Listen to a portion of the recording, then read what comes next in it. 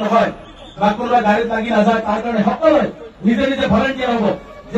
যেতিয়া ইস্তেমা হয় পুলিচ লাগে, গতিকে ইস্তেমাৰ দৰে যেনেকৈ আমি ভলেণ্টিয়াৰী চাৰ্ভিছ দিওঁ, প্ৰতিজন আইমাতৃ আছে, মহিলা আছে, পুৰুষ আছে, সকলোকে আপোনালোকক মই আহ্বান জনাইছো যে আপোনালোকে শান্তিপূৰ্ণভাৱে যাব। আৰু মই আইমাতৃসকলক আহ্বান মই কথা দিছো, মই পিতৃসকলক পিতৃসকলক কথা দিছো, যেতিয়ালৈকে আমচি আপোনালোকৰ ন্যায় দিব নোৱাৰে, যেতিয়ালৈকে আমচি আপোনালোকৰ ন্যায় আনি দিব নোৱাৰে, তেতিয়ালৈকে আমচিয়ে আৰু অতি ভয়াৱহভাৱে সংগ্ৰাম অব্যাহত ৰাখিব। নিস্বাৰ্থভাৱে আপোচবিহীনভাৱে মই বিলাসীবাদ পালন হৈছো। যেতিয়ালৈকে আপোনালোকৰ ঘৰ বনাই দিব নোৱাৰিম, যেতিয়ালৈকে আপোনালোকৰ ল'ৰা ছোৱালী স্কুল বনাব নোৱাৰিম, তেতিয়ালৈকে আমাৰ আন্দোলন আৰু অধিক শক্তিশালীভাৱে চলি থাকিব।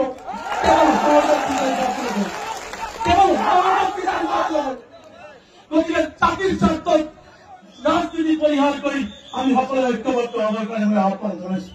গতিকে মই এইখিনি কথা আবেগেৰে এইকাৰণে ক'ব লাগে যে মোৰ বাসকল, মোৰ পিতৃবস্তি হ'ল, মোৰ সকলো ভাইটিহঁতে যি পৰিৱেশত মানুহে এনেকে নালাগে, যিটো হিমন্ত বিশ্ব শৰ্মাই দানৱীয় কায়দাৰে গাজাহাত্ৰিক পৰিৱেশত আমাক ৰাখিছে। গতিকে নেদেখাজনৰ ওপৰত ভৰসা ৰাখক, বিচাৰ এদিন হ'বই আৰু জয় নিশ্চিতভাৱে আমাৰ প্ৰতিজন মানুহেই হ'ব, প্ৰতিজন ভাৰতীয় হ'ব, প্ৰতিজন অসমীয়াৰ হ'ব, প্ৰতিজন শিশুৰ জয় নিশ্চিতভাৱে হ'ব, প্ৰতিজন মহিলাৰ জয় নিশ্চিতভাৱেই হ'ব। কেৱল নেদেখাজনৰ ওপৰত ভৰসা ৰাখক, ধৈৰ্য ৰাখক, সমন্বয় ৰাখক। আমি একেলগে হিন্দু মুছলমান নহয়, মানুহ হিচাপে, অসমীয়া জাতি হিচাপে এই সমস্যাবিলাক আমি তুলি ধৰিব বিচাৰিছো। অসমৰ হাতিয়াৰ পৰা ধুবুৰীলৈকে সকলো ৰাইজক আহ্বান জনাইছো যে হিমন্ত বিশ্ব শৰ্মাই এই সাধাৰণ ঘাটি খোৱা কেৱল মাত্ৰ বংগীয় মূলৰ অসমীয়া হোৱাৰ বাবেই তেওঁলোকে কিবা অন্যায় কৰা হৈছে, এই কথাখিনি আপোনালোকক বুজক। এই আহ্বান মই উজনি অসমৰ ৰাইজক ৰাখিছো, কোনো সন্দেহজনক বিদেশী এওঁলোকে নহয়। গতিকে শেষত মই দুটা শ্লোগান দি সভা শেষ কৰিম। আমচু জিন্দাবাদ, আমচু জিন্দাবাদ, অসম চৰকাৰ হায় হায়, অসম চৰকাৰ হায় হায়, অসম চৰকাৰ হায় হায়, হিমন্ত বিশ্ব শৰ্মা হায় হায়, হিমন্ত বিশ্ব শৰ্মা হায় হায়।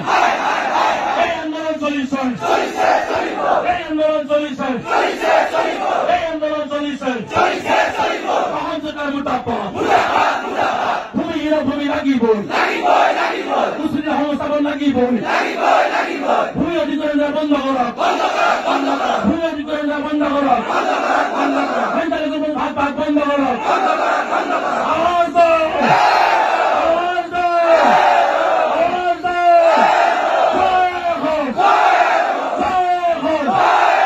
ধন্যবাদ। মই হাত জোৰ কৰি পুনৰ আপোনালোকক আহ্বান জনাইছো। মই আঞ্চলিক